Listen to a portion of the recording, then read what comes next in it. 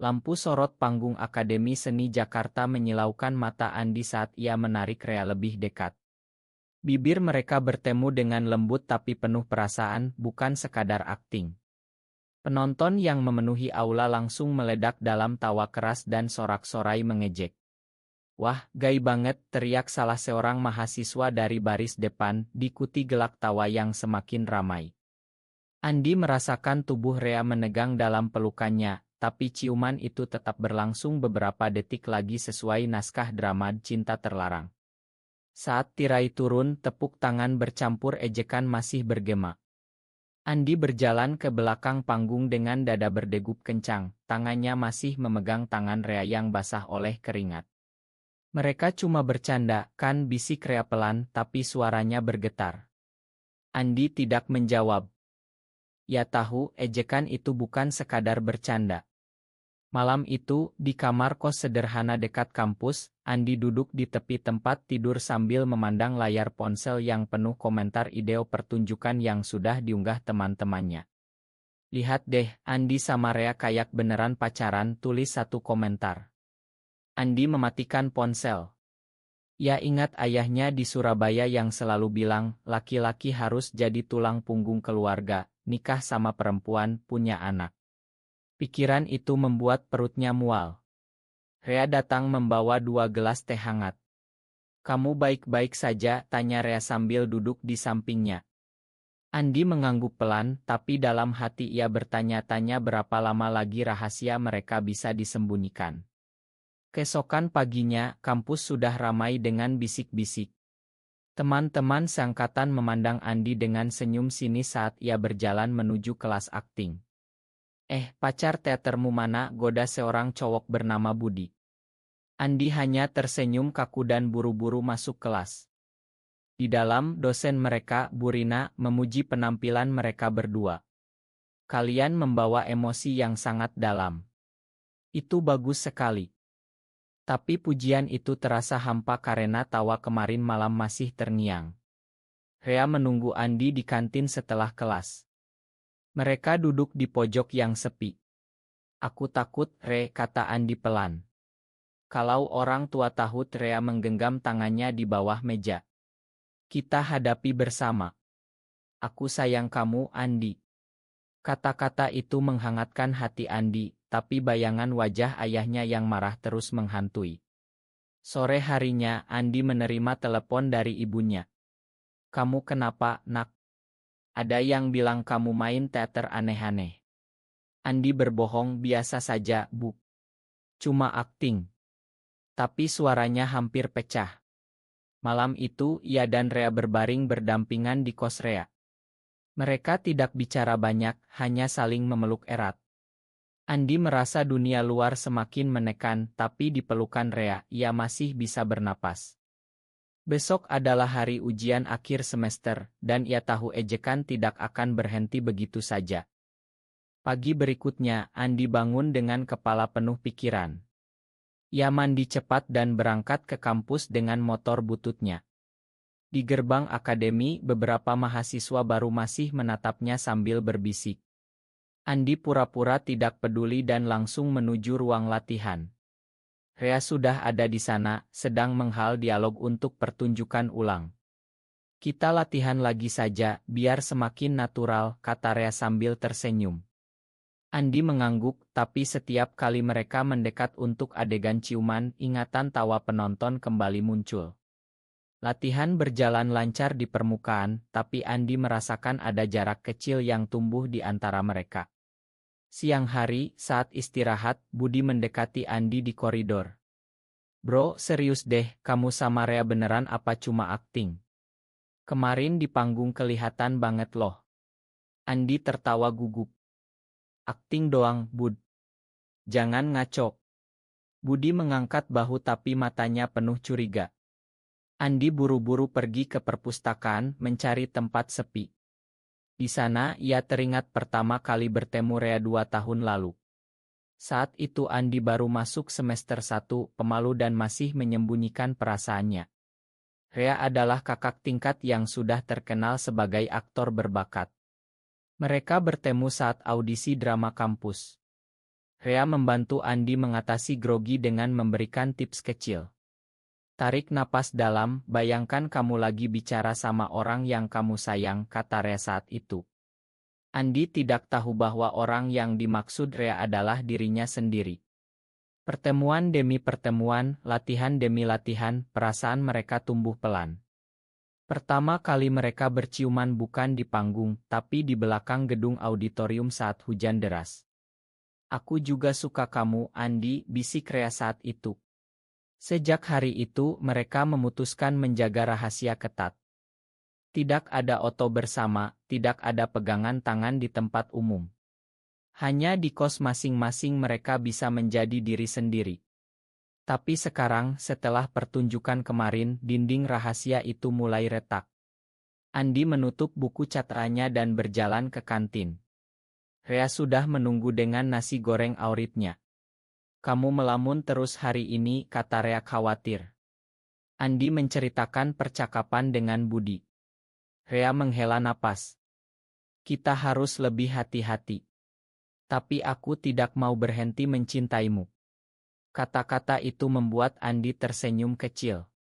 Sore hari, mereka memutuskan jalan-jalan ke Taman Suropati untuk menghilangkan stres. Duduk di bangku taman yang sepi, Rea memegang tangan Andi sebentar. Apapun yang terjadi, kita tetap bersama. Andi mengangguk, tapi dalam hati ia khawatir ibunya akan menelepon lagi. Malam harinya, telepon dari ayahnya datang. Pulang ke Surabaya akhir pekan ini. Ada yang mau dibicarakan soal masa depanmu.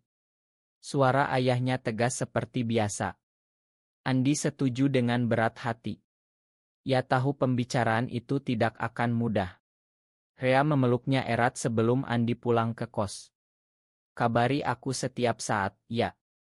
Andi berbaring sendirian malam itu memandang langit-langit kamar yang retak. Ia bertanya pada dirinya sendiri, sampai kapan ia bisa terus berpura-pura. Perjalanan pulang ke Surabaya akhir pekan itu terasa panjang bagi Andi. Kereta api berderit pelan melewati sawah-sawah hijau. Ia memandang ponsel, pesan dari Rea sudah 3 buah. Aku di sini selalu. Jangan takut. Andi tersenyum tipis. Sampai di rumah, ibunya menyambut dengan pelukan hangat, tapi ayahnya hanya mengangguk dari kursi teras. Malam harinya, setelah makan malam, ayahnya mulai bicara.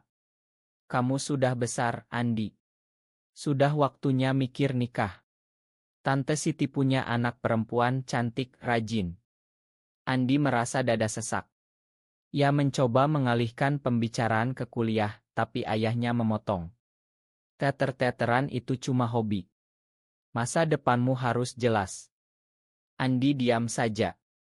Ia ingat bagaimana dulu ia harus berbohong tentang teman-temannya yang cowok. Kembali ke Jakarta Senin pagi, Andi langsung bertemu Rea di kos. Mereka berpelukan lama tanpa kata. Aku hampir bilang semuanya ke ayah, kata Andi. Rea mengusap punggungnya. Kamu tidak sendirian. Minggu-minggu berikutnya, kampus semakin ramai dengan persiapan estial seni. Andi dan Rea kembali latihan bersama untuk drama baru. Tapi kali ini Budi sering mengganggu dengan lelucon-lelucon yang semakin kasar. Pasangan teater, kapan kawinan? Andi mencoba cuek, tapi setiap kata menusuk. Suatu sore setelah latihan, Rea mengajak Andi ke sebuah kai kecil di pinggir kampus. Aku punya ide. Kita buat video pendek tentang toleransi di kampus. Mungkin bisa mengubah pandangan mereka. Andi ragu, tapi melihat semangat Rea, ia setuju. Mereka menghabiskan malam itu menulis skrip sederhana. Saat bekerja, tangan mereka sering bersentuhan, dan setiap sentuhan itu mengingatkan Andi betapa beruntungnya ia memiliki Rea.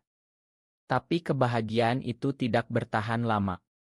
Esok paginya, video pertunjukan lama mereka kembali viral di grup kelas. Komentar semakin banyak dan semakin pedas. Ini bukan akting lagi. Mereka beneran gay. Andi membaca sambil tangannya gemetar. Rea memeluknya dari belakang. Kita kuat, Andi. Di kelas sore itu, dosen Bu Rina memanggil mereka berdua. Saya dengar ada isu.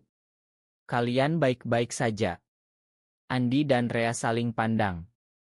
Mereka mengangguk, tapi hati mereka tahu badai baru saja dimulai. Malam itu, Andi menangis di bahu Rea. Aku capek sembunyi, Re. Tapi aku juga takut kehilangan keluarga. Rea mencium keningnya. Kita cari jalan keluar bersama. Pagi harinya, kampus seperti biasa, tapi suasana terasa berbeda. Andi berjalan ke kelas dengan kepala tertunduk. Tiba-tiba Budi menghadangnya di koridor. Bro, serius nih, kamu sama Rea pacaran beneran? Ideo kemarin rame banget. Andi mencoba tersenyum. Jangan percaya gosip, Bud. Tapi Budi tidak berhenti. Kalau iya, mending ngaku aja. Kampus ini kan terbuka. Andi merasa ada yang tidak beres dengan nada Budi. Siang harinya, Ideo baru muncul di grup WhatsApp kelas. Seseorang merekam adegan ciuman mereka secara diam-diam dan memberi caption rahasia terbongkar. Rea menelepon Andi dengan suara panik. Ini Budi yang upload. Dia bilang dia cuma iseng. Andi merasa dunia berputar. Mereka bertemu di taman belakang akademi. Rea memegang tangan Andi erat. Kita hadapi bareng. Tapi sore harinya, telepon dari ibu Andi datang. Nak, ada Ideo kamu di grup keluarga. Ayahmu marah besar. Andi merasa lututnya lemas. Ia pulang ke kos dan menangis sendirian. Rea datang membawa makanan tapi Andi tidak berselera. Mungkin kita harus pisah dulu, kata Andi pelan. Rea terkejut. Jangan, Andi. Ini ujian. Malam itu, ayah Andi menelepon langsung. Pulang sekarang. Kamu bikin malu keluarga. Andi menyetujui dengan suara bergetar. Di kereta menuju Surabaya, Andi memandang ponsel yang penuh pesan dari Rea. Aku tunggu kamu kembali. Sampai di rumah, ayahnya sudah menunggu di ruang tamu. Kamu laki-laki atau apa? Main teater sama cowok, cium-ciuman. Andi mencoba menjelaskan, tapi ayahnya memukul meja keras. Keluar dari rumah kalau masih begitu. Ibunya menangis di sudut ruangan. Andi menghabiskan malam di kamar lama, memeluk bantal sambil mengingat pelukan Rea. Keesokan paginya, ia memutuskan kembali ke Jakarta lebih cepat. Di stasiun, ia menelepon Rea. Aku pulang. Kita bicara. Rea menjemput di stasiun Gambir dengan mata merah. Mereka berpelukan lama di parkir. Kita tidak boleh menyerah, kata Rea. Tapi Andi tahu, tekanan semakin berat. Di kampus, Budi menghindari pandangan mereka. Andi sadar pengkhianatan itu menyakitkan, tapi ia juga mulai belajar berdiri sendiri. Hari-hari berikutnya terasa seperti kabut. Andi jarang bicara di kelas. Rea selalu berada di sisinya, memberi kekuatan diam-diam. Suatu malam, mereka duduk di atap kos Rea memandang lampu Jakarta. Aku mau ketemu ayahmu, kata Rea tiba-tiba. Andi terkejut. Jangan, Re. Bahaya. Tapi Rea bersikeras. Kita harus berani. Akhir pekan berikutnya, mereka berdua naik kereta ke Surabaya. Ayah Andi membuka pintu dengan wajah dingin. Siapa ini? Rea memperkenalkan diri dengan tenang. Saya Rea, pacar Andi. Ruangan langsung hening.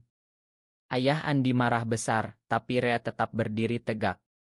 Kami mencintai satu sama lain, Pak. Andi anak baik. Percakapan itu berlangsung berjam-jam. Ibunya menangis, ayahnya mengomel, tapi Rea tidak mundur. Akhirnya ayah Andi bilang, saya butuh waktu. Mereka pulang ke Jakarta dengan hati lebih ringan. Tapi di kampus, masalah baru muncul. Seorang teman dekat Rea, bernama Ajar, menyebarkan rumor bahwa Rea hanya memanfaatkan Andi untuk nilai. Andi marah. Kenapa dia lakukan ini? Rea menghela napas. Dia pernah suka sama aku dulu. Andi merasa dikhianati lagi. Ia memutuskan untuk berhenti sejenak dari teater. Rea mendukung keputusannya. Selama 2 minggu, Andi menghabiskan waktu sendirian membaca buku tentang penerimaan diri. Ia mulai menulis jurnal tentang perasaannya. Rea datang setiap malam, membawa makanan dan cerita kecil. Perlahan, Andi merasa lebih kuat. Suatu hari, Burina memanggil mereka. Estial seni besar bulan depan. Kalian mau ikut lagi? Andi dan Rea saling pandang. Kami ikut, jawab mereka bersamaan. Latihan dimulai lagi dengan semangat baru. Tapi Ajar masih menyebarkan gosip. Andi memutuskan menghadapinya langsung. Kenapa kamu lakukan ini? Tanya Andi di koridor. Ajar akhirnya mengaku iri. Ma, katanya pelan. Andi memakannya, meski sakit. Malam itu Andi memeluk Rea erat. Aku siap menghadapi apapun sekarang. Estial seni besar akhirnya tiba. Aula akademi penuh sesak. Andi dan Rea naik panggung untuk drama Cinta Terlarang Selagi. Kali ini ciuman mereka bukan hanya akting. Saat bibir mereka bertemu, tidak ada tawa. Penonton diam terpukau. Saat tirai turun, tepuk tangan meriah memenuhi ruangan. Burina memeluk mereka berdua. Kalian luar biasa. Di luar panggung banyak teman yang mendekat dan meminta maaf. Budi bahkan memeluk Andi. Aku salah, bro. Andi tersenyum. Tidak apa. Malam itu Andi menelepon ayahnya. Pak, aku bahagia dengan Rea. Ayahnya diam lama, lalu berkata, pulanglah kapan-kapan. Kita bicara lagi. Andi menangis bahagia. Beberapa bulan kemudian, Andi dan Rea lulus dengan nilai terbaik. Mereka memutuskan membuka studio teater kecil di Jakarta untuk anak muda yang seperti mereka dulu. Keluarga Andi mulai menerima pelan-pelan. Suatu sore di taman yang sama, Rea berlutut dan memberikan cincin sederhana. Mau menikah denganku, secara hukum kita bisa nanti, tapi hatiku sudah milikmu selamanya. Andi memeluknya erat di bawah sinar matahari terbenam. Mereka bahagia. Perjalanan panjang penuh air mata dan tawa telah membentuk mereka menjadi pria yang lebih kuat. Apakah keberanian mencintai diri sendiri selalu benar meski masyarakat belum siap, atau justru salah karena menyakiti keluarga? Benar atau salah?